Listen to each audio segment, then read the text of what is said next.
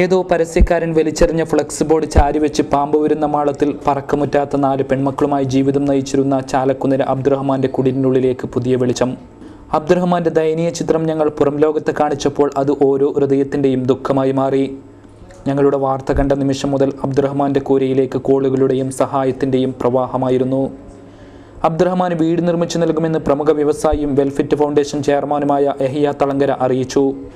December 29 നടക്കുന്ന യഹിയ തളങ്കരയുടെ മകൻ സുഹൈറിൻ്റെ നിക്കാഹിൻ്റെ ഭാഗമായാണ് ഈ നിർധന കുടുംബത്തിന് വീട് നിർമ്മിച്ചു നൽകാൻ ആ മഹാമനസ്കൻ മുന്നോട്ട് വന്നത്. കാസർഗോഡ് മുനിസിപ്പൽ മുസ്ലിം ലീഗ് കമ്മിറ്റിയുടെ ബൈത്തുറഹ്മ പദ്ധതിയിൽ ഉൾപ്പെടുത്തിയായിരിക്കും വീട് നൽകുക. പ്രമുഖ സോഷ്യൽ മീഡിയകളായ വാട്സപ്പിലൂടെയും ഫേസ്ബുക്കിലൂടെയും വാർത്ത അതിവേഗമാണ് പ്രചരിച്ചത്. മണിക്കൂറുകൾക്കകം വ്യൂവേഴ്സിൻ്റെയും ഷെയർ ചെയ്തവരുടെയും എണ്ണം 5000-ഉം 10,000-ഉം കടന്നു കുതിച്ചു. അതിനിടയിൽ ഗൾഫ് നാടുകളിൽ നിന്നടക്കം സഹായ വാഗ്ദാനങ്ങൾ ഒഴുകി. കുവൈറ്റിൽ നിന്നും ദുബായിൽ നിന്നും അവർക്ക് വീട് നൽകാൻ സന്നദ്ധത അറിയിച്ച് വേറെയും 2 ടീമുകൾ മുന്നോട്ട് വന്നു. വീടൊരുങ്ങും വരെ മാറി താമസിക്കാൻ വാടക കോട്ടേഴ്സ് ഒരുക്കി കൊടുക്കാമെന്ന വാഗ്ദാനവുമായി മറ്റൊരാളും രംഗത്തെത്തി. നിങ്ങൾക്ക് വീടൊരുങ്ങുമെന്ന് വിളിച്ചു പറഞ്ഞപ്പോൾ അൽഹംദുലില്ലാ എന്ന് പറഞ്ഞ് അള്ളാഹുവിനെ സ്തുതിച്ചുകൊണ്ടായിരുന്നു അബ്ദുറഹ്മാൻ പ്രതികരിച്ചത്. പിന്നീട് ഇതുകൂടി പറഞ്ഞു, ഇന്നലെ രാത്രിയും എൻ്റെ മക്കൾ എന്നോട് ചോദിച്ചിരുന്നു, ഉപ്പ നമ്മൾ ഇവിടെ വെച്ച് പാമ്പ് കടിച്ചു മരിക്കുമോ എന്ന്.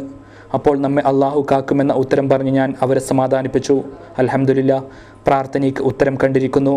അബ്ദുറഹ്മാന് പറയാൻ വാക്കുകളില്ല.